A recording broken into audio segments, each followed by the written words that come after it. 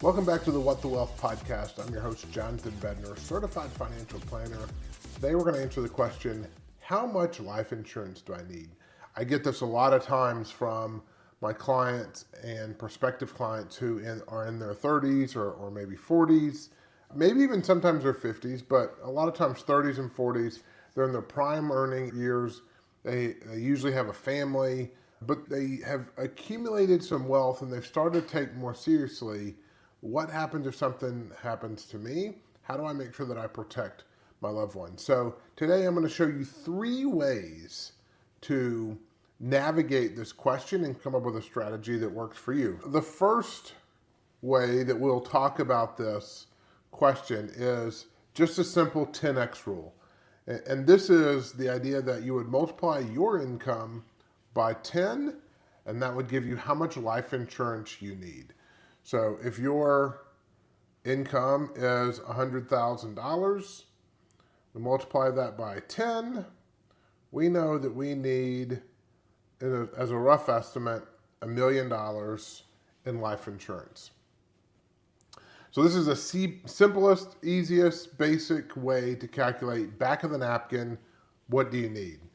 If we take that a step further, the second way is the DIME strategy. And what this stands for is debt, can't spell, debt, income, mortgage, and education.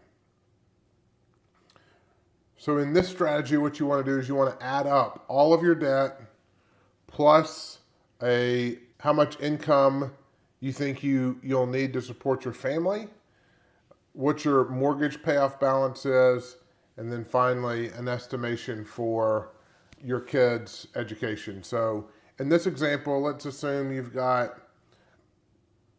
$200,000 in debt. Maybe it's credit card debt or student loans, or it is cars or any of those sort of things, just normal consumer debt. So we'll say you have $200,000 in debt there. Again, we'll say that your income is $100,000. So we need $100,000 times 10. So that'll give us the million that we saw from example 1. We'll say that you owe $500,000 on your house. And let's assume you've got 2 kids. You want to plan for $100,000 each. So there is $100,000 times 2. So if we add this up real quick, we have $1 million from income. We have $200,000 from debt, so that's 1.2. We have $500,000 from the mortgage, that's 1.7. And then we need $200,000 for education expenses. That gets us a total of $1.9 million in life insurance. So that if something happens to you, you can make sure that your family is protected. There is income available. There is assets for them to get rid of all the debt and have some safety net where there's just some protection to help ease the emotional impact of the loss of income if you happen to pass. The final way is a way that is used to use really a simple math problem to determine how much you need. And we're just going to call this replace income. And this is a calculation that is ideally used for someone who wants to know or has a current income. They know what their income is, and they want their beneficiaries to be able to invest the money, earn that income, but still keep the corpus. And so we'll go back and we'll use the same $100,000. So we'll assume you have a $100,000 income, and we're going to also assume, I'm going to write income here so we know what that is.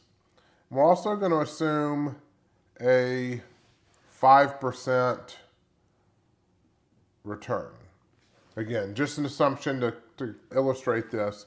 The way that we would calculate this step is of the replace your income would be to divide the $100,000, divide that by 5%, which would be divided by 0.05. When we do, that gives us a $2 million insurance policy. So you can see all of these are pretty close depending on your needs, your assumptions. Number one is the most straight to the point. This is going to be income multiplied by 10. That's, you're going to 10x your income. That's going to provide you a ballpark insurance policy. I prefer term insurance. So this would be a term insurance policy to cover you and your family should something happen to you. Your loved ones are still protected. Number two, the dime strategy. So we're going to look at how much debt you have, how much your income is, and do a calculation for income. We're going to look at how much mortgage debt you have, and then we're going to look at, is there any education needs? We'll add those up, and then that added figure provides us how much income you need or how much insurance policy you need to cover yourself should you happen to pass. And then finally, the replace your income. This is whatever your income is divided by an assumed rate. I like dividing by 4 or 5 to be a little bit more conservative. So the higher you divide that by on the assumed rate, the less insurance it's going to show you.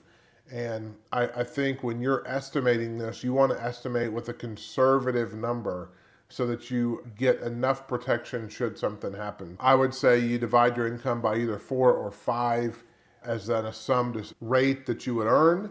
Obviously that rate's not guaranteed. It's just an arbitrary estimated rate, and that would give you a figure. These 3 tools are fantastic ways for you to determine in a ballpark figure what your life insurance needs to be. We get this question a lot from our young professionals, from our mid-career professionals, trying to figure out what that number is. This is a great way to do that on the back of the napkin. Thanks for watching and listening to the What the Wealth podcast. If you haven't already subscribed, please do so. Have a wonderful day.